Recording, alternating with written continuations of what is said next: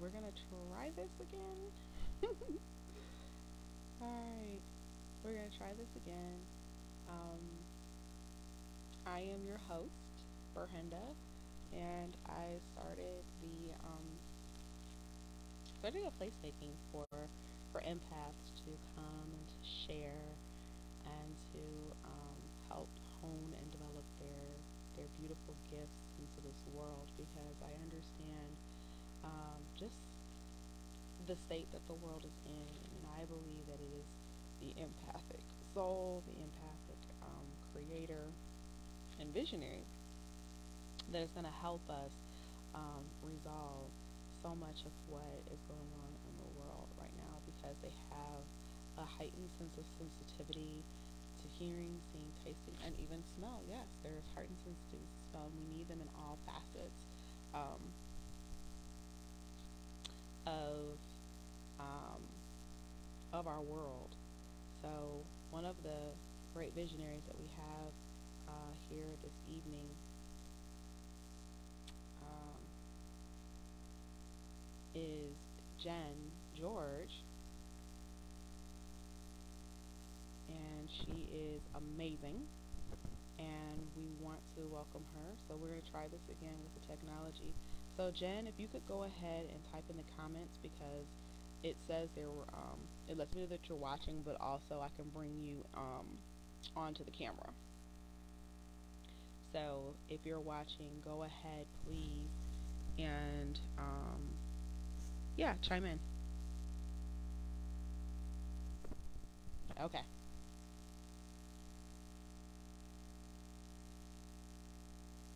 beautiful, Jen.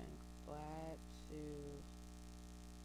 have you, but for some reason, are you? Oh, let me ask you this, Jen. Are you doing this from your computer, or are you doing it from your phone?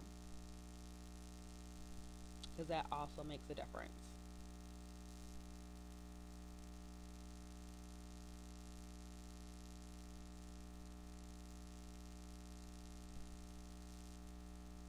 Okay, if you can, if your phone is charged up, I think that that might be the issue.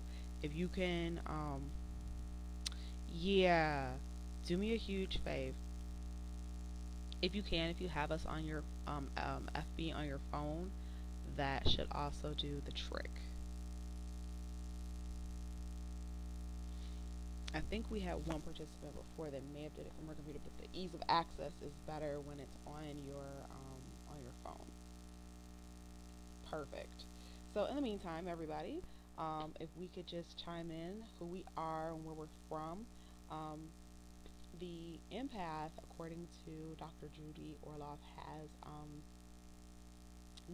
brain neurons that are more sensitive, so they almost act as emotional pores.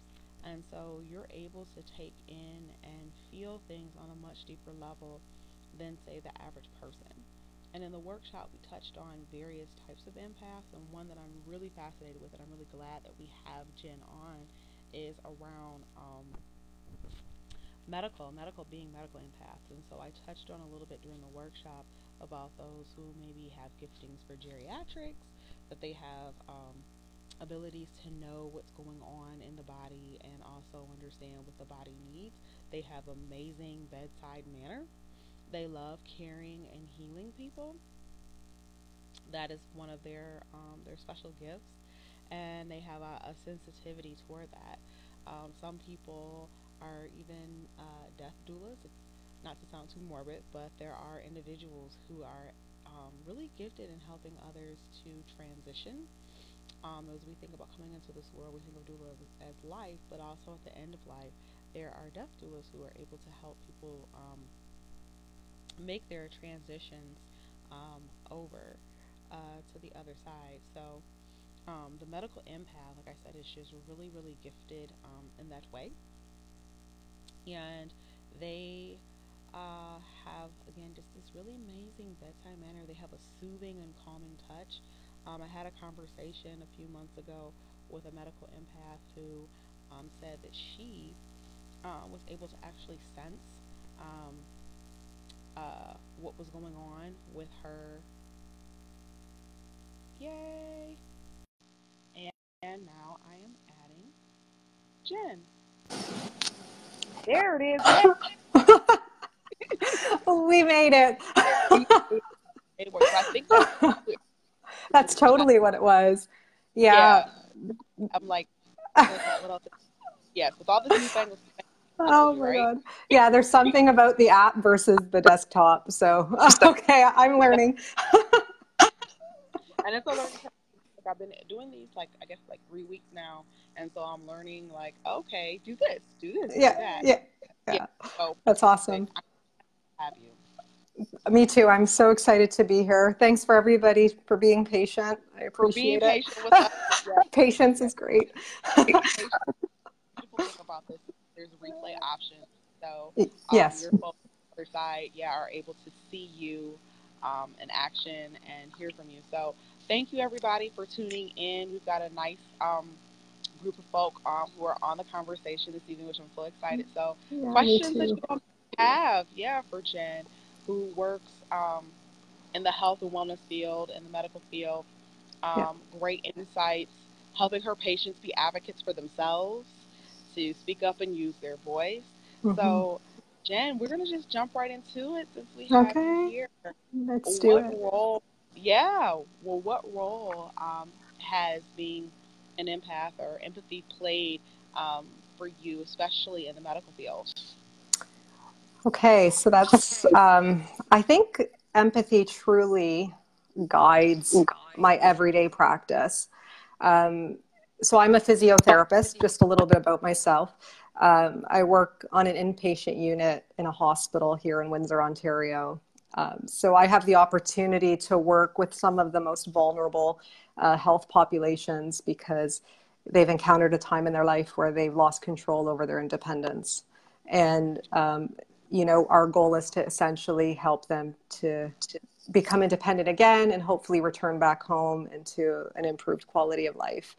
So, just from my own story with my father's journey, 12 years ago, that's when I realized how important empathy was in healing and helping others to kind of get through this most difficult time in their lives. So I have to adapt to many different personalities, many different concerns, limitations, complaints. And by having that humanistic connection with people, it intuitively guides me in every treatment session, which it's just amazing to see and see it unfold. Yeah. Oh, that is so beautiful. And I love the word that you use, that it intuitively guides you. Can you give us some instances, especially because this tugs at my own personal heartstrings, that you were a caregiver for your father? Yeah. Yeah. As he made this transition. In my Yeah. family, we were caregivers for my grandmother who transitioned at 101. And Amazing. sometimes, yeah, their voices, physically, they're not able to speak up if something is wrong. Can Mhm. you give us some instances where your intuition led you to start asking deeper questions and maybe start probing more? Of my patients Yeah, with your currently. patient. Yeah, it Hmm. was quite interesting actually. I was working with a patient of mine recently, and he had suffered a spinal cord injury. And one of the beautiful things about what I get to do in my practice specifically is I get to watch somebody transition functionally. So it can be within the hour that I'm with them, or it can be over the course of days, weeks, months.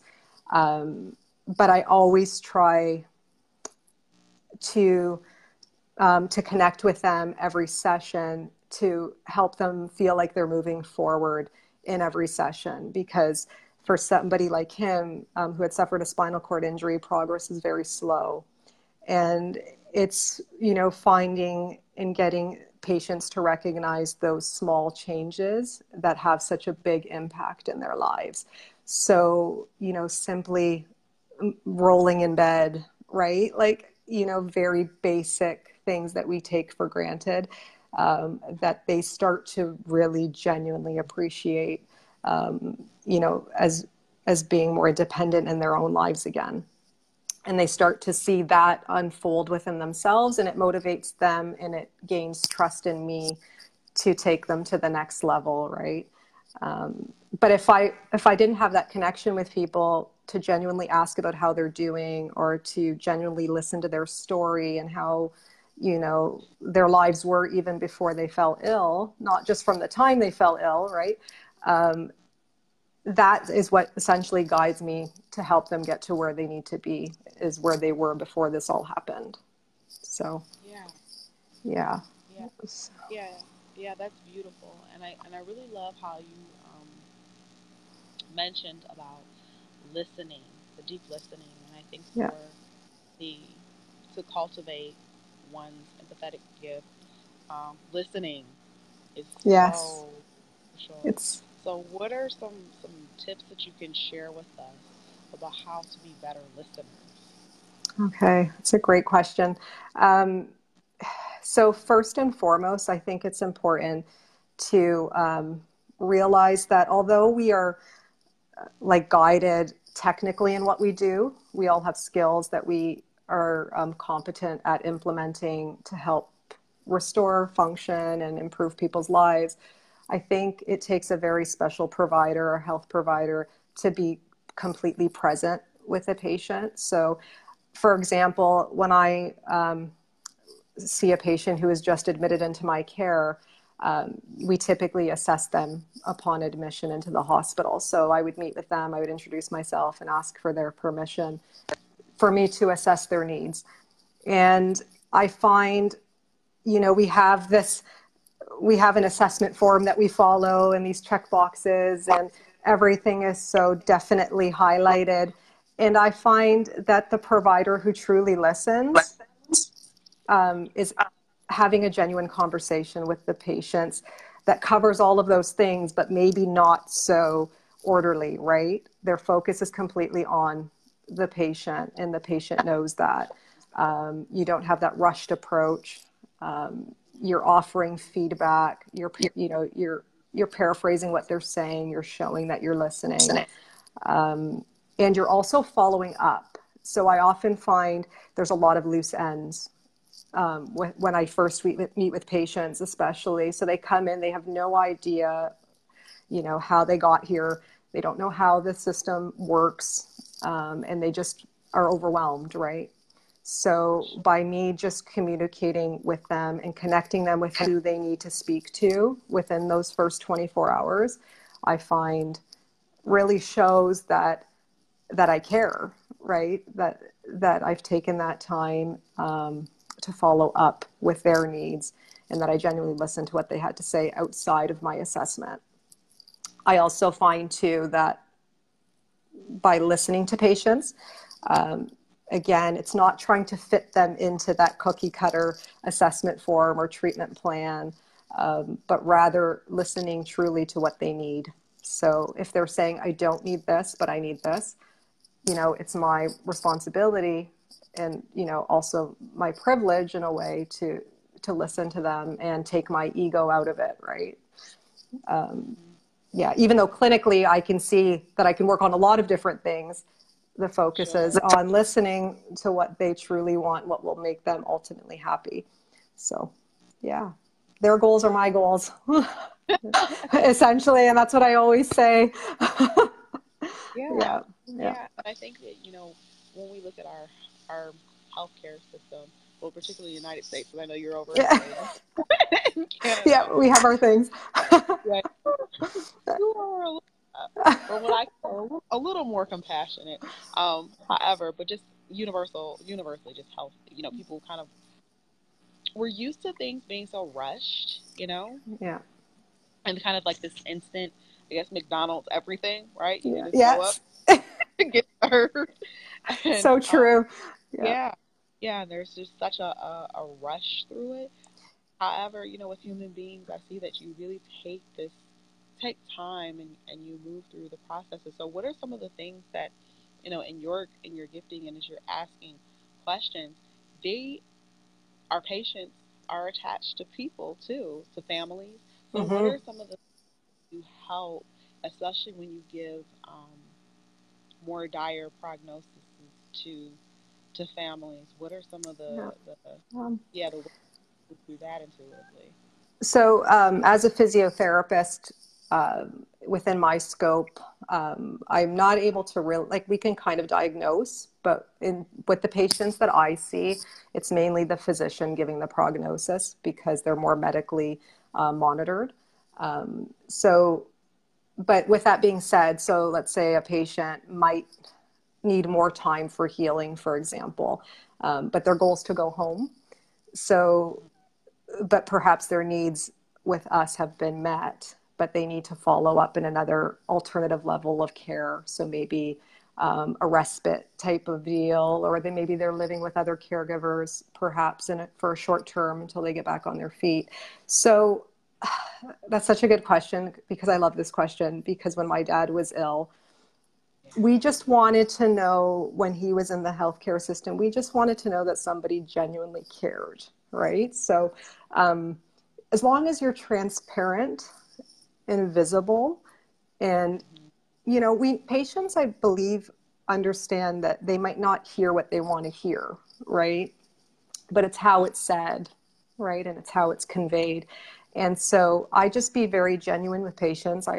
If I suspect that they might need more time or they might need to go somewhere else in a short period and not yet ready for home, I will say that to them and I'll explain why and I'll explain the risks. And if they're on board with that, I find that most of the time they handle that well and they're more open to collaborating on what the next step is, but not giving up or not losing hope or not losing faith. And I think that's really important because we went through a period where every time we were hopeful as a family with my dad, we were then smacked with deflation. Like it was like, don't be too hopeful because, this and this. So we never really got to focus on the progress and the improvements and those changes because it was always compounded by, well, wait, don't get your hopes up, right? so, Yeah. so yeah, so just being genuine and transparent, I think, is really important. I think people receive the information better if they really believe that you have their best interests at heart. Yeah. So, that, Yeah. Yeah. And then the work that you do, I mean, it's definitely, I would say, a calling. yeah, yeah, Yeah, you yeah. have to be I called. believe so.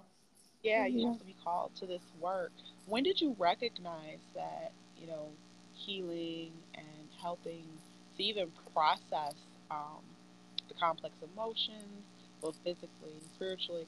Like, when did you know, like, okay, this is an area I really want to go in. I want to really help people, but in this particular area?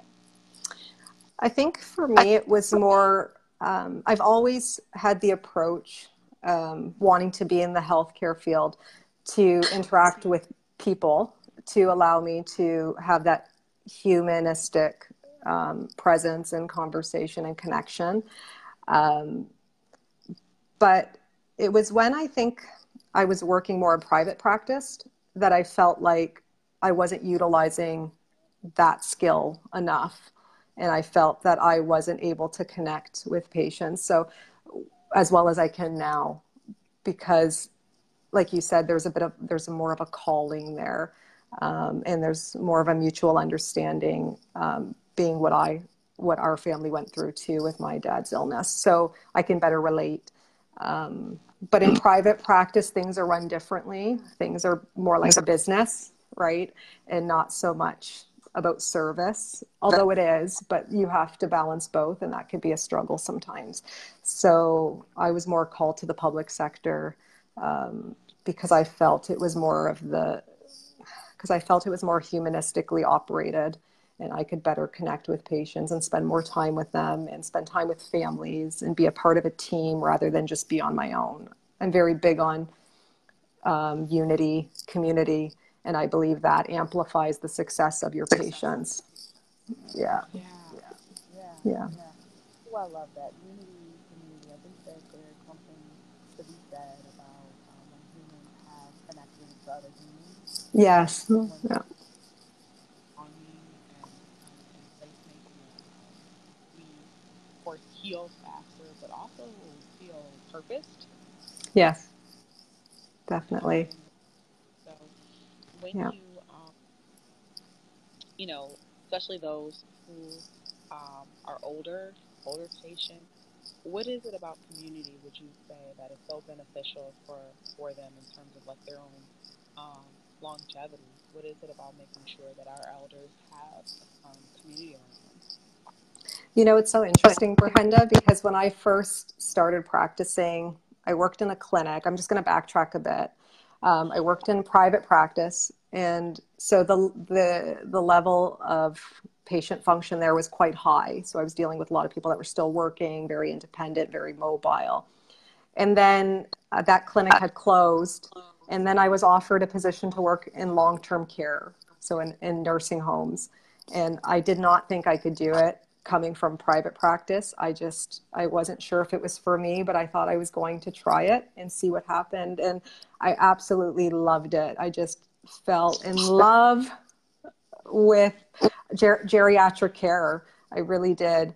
And one of the reasons why it was different, because I was a provider in their environment. So I was going to them. I was in their home in long-term care, right? And a lot of people look at long-term care as an end, but there are patient, like there are residents there who live there. That's their home. And I felt it was my calling, as you could say, to rehabilitate them within their own environment and make them and help them to be as independent as possible in their own environment. So I was very connected to geriatric care, and I really made an effort to get all staff on board, not just physio staff, but PSW and nursing staff, to do everything they could within their power to empower patients in geriatric care. Whether it was oftentimes I dealt and worked with patients and residents who were wanderers, who had no real concept of what was happening. But if we were able to weave our practice in their daily routine and what they found comforting to them, they still benefited. And, it Yeah, still allowed them to be mobile, and it still allowed them to interact. And that was like really rewarding. Like, absolutely fell in love with geriatric care. yeah, Yeah. yeah. And I think that dealing with the geriatrics, I mean, that's a very special population. I think the extremes, dealing with youth and then dealing with Yes. our elder population, Yeah. um, are both very, very, very special. It takes very special people. So, we have on our weekly FD lives, people who Yeah. are highly sensitive people. They identify as empaths who have various giftings.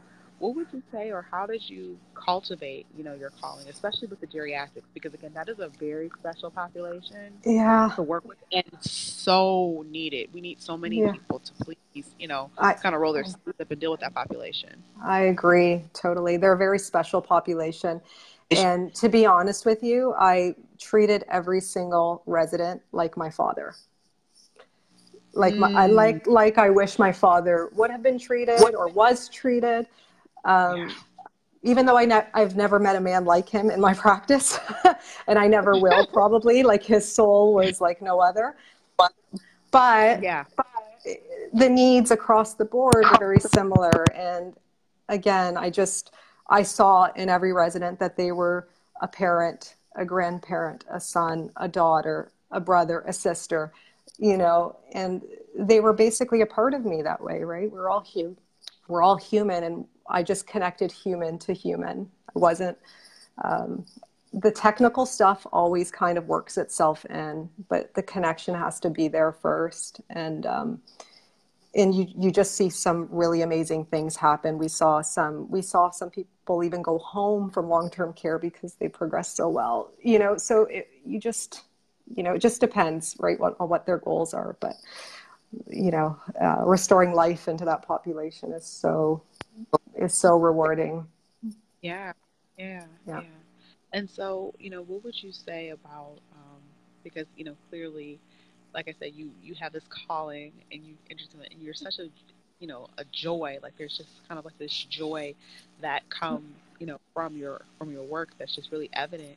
in you, what would you say to, someone who maybe is recovering in terms of like mental outlook? How does that play a part in the healing process? Yep. It's, so sometimes depending on the severity of that, I always try to connect patients with a psychologist or a social worker on our team if needed. But within my own, like cultivating my own successful treatment and therapeutic relationship with patients, it really is just coming from a sense of understanding and connecting in such a way that the patient knows that you've been there in your life in some way, shape, or form.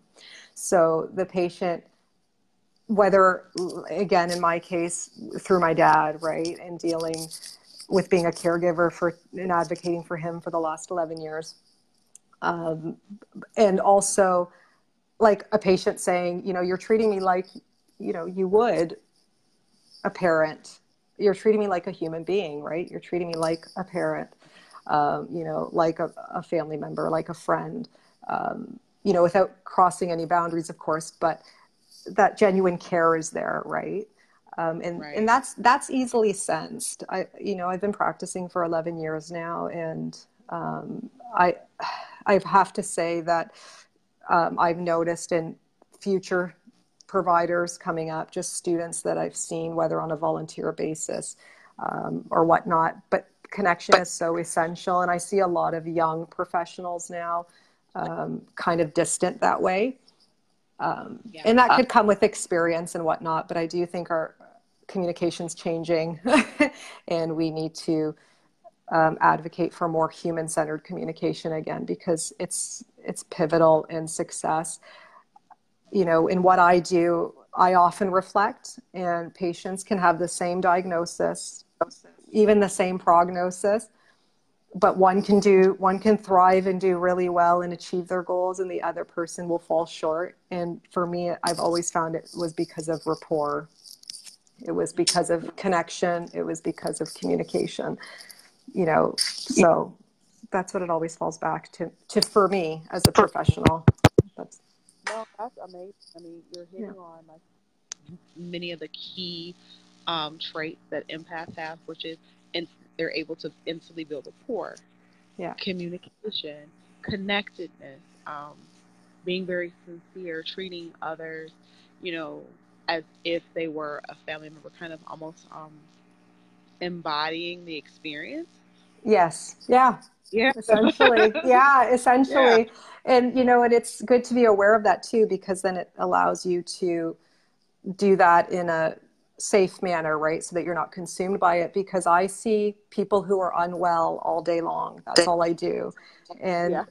And, and they're complaining, I guess you can say, in a way, but they're surrounded by barriers. That's their perception anyway. And my goal as their providers to have them focus on the solutions and to slowly obliterate those barriers as they become more immersed and trust me more with their care. So, Yeah. Yeah. yeah, it's Yeah. wild. Yeah. Yeah. Oh, it's I mean, it's funny that we're having this conversation about having humanity in human fields, but in so many cases we see such a lack Yes. of human treatment of Yep. individuals, particularly the elder um, population, because they do need Yep. advocates. They need people to speak, I love you know, how for them. India just wrote that. Yeah, I saw that Yeah. comment right now, and I don't know if you know this. I kind of quickly mentioned this to you yesterday, but I'm in the process of writing a book, and Yeah. so I'm a forthcoming author of a book called "Communication is Care," and um, and it touches on everything like advocacy, listening, aligning. Just creating a safe therapeutic environment for patients, guiding with integrity, all of those things that empaths do naturally, I guess you could say, or called to do. Um, I'm writing all about it because it's been so important in my practice, and it's helped a lot of people. And I'm hoping it can raise awareness and help others. Sure. And I think that your book is so timely for a time that we're in now where we need more compassion, we need more communication. I love this Brene Brown quote. She says people are really hard to hate up close. Oh God, I love that. I love Brene I Brown. know. Just Right. How love can her. you not? Yeah, exactly. Yeah, how Yeah, can you I've been not? listening to her a lot lately, so it's funny you mention that. And that's so Yeah, true. That's so true, right? You know, yeah, yeah, even as yeah, yeah. providers, patients can see who we are and they can see how genuinely invested we are. You know, I had a patient the other day say to me, she said to me, Jen, I don't know, she said, when you asked me to do the stairs, because I was asking her to do the stairs on her own, and she was, when you asked me to do it, and I knew she was going to react this way. As an empath, I knew this was going to be her reaction, but I asked her anyway. I said, I want you to do the stairs on your own, and I want you to do them 3 times over. And I could tell she would, and she's this lady who is in her 80s, fiercely independent. So I knew she had it in her. I knew she could do it. And she looked at me, and then after she did it, she finished and she sat down and she goes, Jen, she was, I don't know if you noticed, but I didn't think I could do that. But I knew you knew that I could. And I trusted that. And I did it. And she's home now. And she's so excited to be home. And I know she's doing well.